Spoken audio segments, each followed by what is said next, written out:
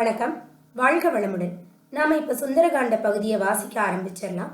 கடல் தாவு படலத்துக்கு போறதுக்கு முன்னால இதற்கு முன்னால் உள்ள பகுதியின் கதை சுருக்கத்தை நாம பார்த்திடலாம். அயோத்தியிலிருந்து ராமன் கைகேயினால் காட்டுக்கு அனுப்பப்படுறாரு. ராமன் கூட சேர்ந்து லக்ஷ்மணன், சீதா தேவி 2 பேருமே வந்துடுறாங்க. காட்டுல பஞ்சவடிங்கிற இடத்துல அவங்க தன்னுடைய வாழ்க்கையை நடத்திக்கிட்டு இருக்கிறாங்க. இந்த சூழ்நிலையில ராவணன் சீதா தேவியை கவர்ந்து செல்றாப்ல. ராமரும் லக்ஷ்மணனும் சீதா தேவியை தேடி அலைகிறாங்க. கிஷ்கிந்தையில அனுமன் மூலமா சுக்ரீவனோட நட்பு கிடைக்குது. ராவணன் என்ன தவறு செய்தானோ அதே தவறை வாலி செய்திருப்பதாக ராமர் நினைக்கிறாரு. அதனால என்ன பண்றாரு, சுக்ரீவனுக்கு உதவி செய்து வாலியை கொன்று அரசை சுக்ரீவனுக்கு கொடுக்கிறாரு. சுக்ரீவனின் படைகள் சீதா தேவியை கண்டறிவதற்காக ராமனுக்கு உதவி செய்கிறது. இந்த சூழ்நிலையில 4 திசைகளிலும் வானர படைகளை பிரிச்சு அனுப்புறாங்க. இதுல தென் திசைக்கு யார அனுப்புறாங்கன்னா நம்ம ஹனுமனை தான் அனுப்புறாங்க. ஹனுமன் அங்கிருந்து கிளம்புறதுக்கு முன்னால ஸ்ரீராமனை போய் பார்க்கிறாரு. பார்த்துட்டு, நான் சீதா தேவியை பார்த்தால் நான் ஸ்ரீராமனால் அனுப்பப்பட்ட நபர்னு எதை வச்சு சொல்றது அப்படின்னு கேட்கிறாரு.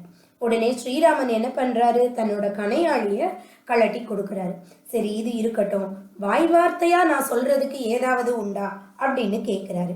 ஹனுமார் இந்த மாதிரி கேட்ட உடனே ராமர் என்ன பண்றாரு, தனக்கும் சீதைக்கும் மட்டுமே தெரிந்த ஒரு சில விஷயங்களை ஹனுமார் கிட்ட சொல்றாரு. அரசாட்சி இழந்து காட்டுக்கு கிளம்பக்கூடிய சமயத்துல, காட்டுக்கு நீ வர வேண்டாமா, உன்னால அவ்வளோ கஷ்டத்தெல்லாம் அனுபவிக்க முடியாது அப்படின்னு ராமர் சீதை கிட்ட சொல்றாரு. உடனே சீதா தேவி என்ன சொல்றாங்கன்னா, நான் வர வேண்டாம்னு சொல்றீங்கல்ல, என்னை தவிர்த்த எல்லாம் உங்களுக்கு இனிமைதானோ அப்படின்னு கேட்கிறாங்க. இவ்வாறு சீதை சொல்வதை கேட்ட உடனே ராமபிரான் என்ன பண்றாரு, சரிம்மா நீயும் எங்க கூட காட்டுக்கு வான்னு சொல்லிடுறாரு. ராமன், லக்ஷ்மணன், சீதை 3 பேரும் கிளம்பி போறாங்க. அந்த அயோத்தி மாநகரின் மதில் சௌர கூட தாண்டாத நிலையில காடு இன்னும் எவ்வளவு தூரங்க இருக்கு அப்படின்னு ராமபிரான் கிட்ட சீதாதேவி கேட்டாங்களாம். இத கம்பர் தன்னோட பாடல்ல ரொம்ப அழகா வர்ணிச்சிருக்கிறாரு. மல்லன் மாநகர் துறந்து ஏகு நாள் மதி தொடும் கல்லின் மாமதில் மணி கடைந்திடு தன் முன் எல்லை தீர்வறிய வெங்கானம் யாதோ என சொல்லினாள் அத்தலாம் உணர நீ சொல்லுவாய் அப்படின்னு சொல்றாரு. தென் திசைக்கு அனுப்பப்படுற ஹனுமான் ராமன் கிட்ட கணையாளிய வாங்கிட்டு கிளம்பி வராரு. நேர மகேந்திர மலை உச்சியில போய் நிக்கிறார். நின்னு இலங்கை எங்க இருக்குன்னு தேடுறாரு. இலங்கைக்கும் பாரதத்துக்கும் நடுவுல ஒரு பெரிய கடல் பரப்பை பாக்குறாரு. அம்மாடி, இவ்வளவு பெரிய கடல் பரப்பை நான் எப்படி தாண்டுவேன்னு நினைக்கக்கூடிய ஹனுமான் சோர்ந்து போய் உட்கார்றாரு. ஹனுமன் இப்படி சோர்ந்து போய் உட்காரத பார்க்கக்கூடிய கரடி ராஜா ஜாம்பவான் ஹனுமான் கிட்ட வராரு. ஹனுமான், நீ இப்படி சோர்ந்து போய் உட்காராத, இந்த கடலை தாண்ட உன்னால மட்டும்தான் முடியும்னு சொல்றாரு. ஜாம்பவான் ஹனுமாரை உற்சாகப்படுத்துவதோடு மட்டுமல்லாமல் ஹனுமனின் உண்மையான வலிமையை அவனுக்கு எடுத்துரைக்கின்றார். ஹனுமா, நீ வாயுபுத்திரன் அல்லவா, நீ இடம் விட்டு இடம் தாண்டுவதில் வாயுவுக்கு ஈடானவன். உன் தந்தை வாயு பகவான் நீ கர்ப்பத்தில் இருக்கும் போதே மகாபலவானாகவும் பெரிய வீரனாகவும் மற்றவருக்கு உதவும் பலன்கருதா சேவகனாகவும் விளங்குவாய் என்று வாழ்த்தினாரே, அதை நீ மறந்து விட்டாயா? அப்படிப்பட்டவன் இந்த கடலை பார்த்து மலைத்திருக்கலாமா? எந்த ஆயுதத்தாலும் உனக்கு மரணம் இல்லைங்கிற வரத்தை பிரம்மதேவர் கொடுத்திருக்கிறாரு. இந்திரனோ நீ விரும்பினால் மட்டும்தான் உனக்கு மரணம்ங்கிற வரத்தை கொடுத்திருக்கிறாரு. இத்தகைய சிறந்த வரங்களை பெற்ற உன்னால் மட்டுமே இலங்கைக்கு சென்று வர முடியும். மகாபலசாலியான வீர ஹனுமானே, சீக்கிரம் கிளம்பி போய் மங்கள செய்தியுடன் வருவாயாக. இப்படி ஜாம்பவான் சொல்லிக்கிட்டு இருக்கும் போதே ஹனுமனுக்கு தன்னோட பலமெல்லாம் நினைவுக்கு வர ஆரம்பிக்குது. ஒரு நாள் ஹனுமர் சூரிய தேவர் கிட்ட போய் எனக்கு ஆசானாக இருந்து வித்தைகளை கற்றுத்தரணும்னு கேட்கிறாரு. உடனே சூரியன் சொல்றாரு, ஹனுமா, உன்னோட ஆர்வம் எனக்கு புரியுது. ஆனா ஒரு கண நேரமாவது நான் நின்றால் அல்லவா உனக்கு பாடத்தை புகட்ட முடியும். நான் தான் சுழன்று கொண்டே இருக்கின்றேனே, எப்படி உனக்கு பாடம் புகட்ட முடியும் அப்படின்னு கேட்கிறாரு. உடனே ஹனுமன் சொல்றாரு, ஐயா, தாங்கள் இயற்கையின் சஞ்சாரப்படி செய்யுங்கள்.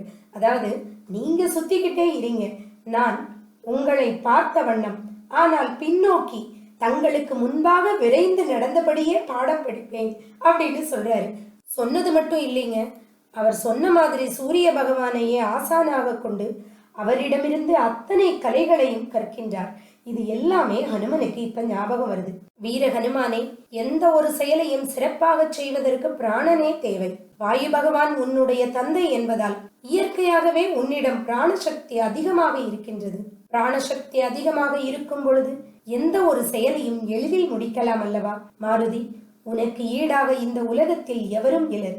எப்படிப்பட்ட நிலையிலும் நன்மை தீமை ஆராய்ந்து பார்த்து பேசும் திறமையும் துணிவாக ஏற்றதை செய்யும் திறமையும் உனக்கு உண்டு. எதிரியை வெல்லவும் பகைவரை கொல்லவும் வெற்றியோடு திரும்பி வந்து கண்டதை சொல்லவும் வல்லமை உள்ளவன் நீ. உன் தோல்வலிக்கு குறைவில்லை. இவ்வாறு ஜாம்பவான் வாயிலாக மாருதியின் புகழை எடுத்துரைக்கின்றார் கம்பர். இதை கம்பனின் செய்யுளில் ரசிக்கலாம். நல்லவும் ஒன்றோ தீயவும் நாடி நவைதீரச் சொல்லவும் வல்லீர். காரியம் நீரே துணிகிற்பீர். வெல்லவும் வல்லீர், மீளவும் வல்லீர். மிடலுண்டேல் கொல்லவும் வல்லீர். தோல்வலி ஒன்றும் குறையாதீர். மேருகிரிக்கும் மீது உற நிற்கும் பெருமையீர். மாதி துளிக்கும் தாரை எடுக்கும் வரவல்லீர். பாறை எடுக்கும் நோன்மை வளர்த்தீர். பழி அற்றீர். சூரியனை சென்று உன் கையகத்தும் தொடவல்லீர்.